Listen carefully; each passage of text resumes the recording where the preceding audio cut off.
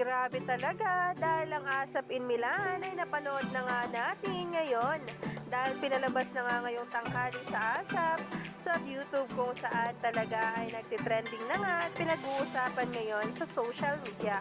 Narito nga guys sa mga behind the scene kung saan ay talagang super nga talagang nasiyahan ang mga nanonood na bula na ngayon ay nagtitrending na sa Twitter.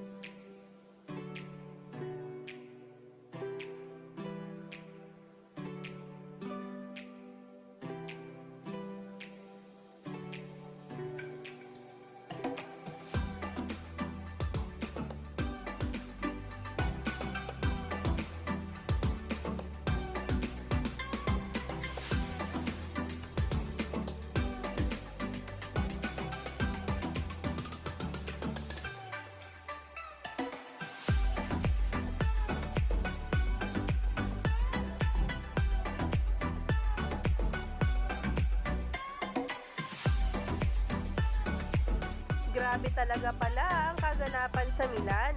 Grabe nga talaga ang mga pasabog tungkol dito.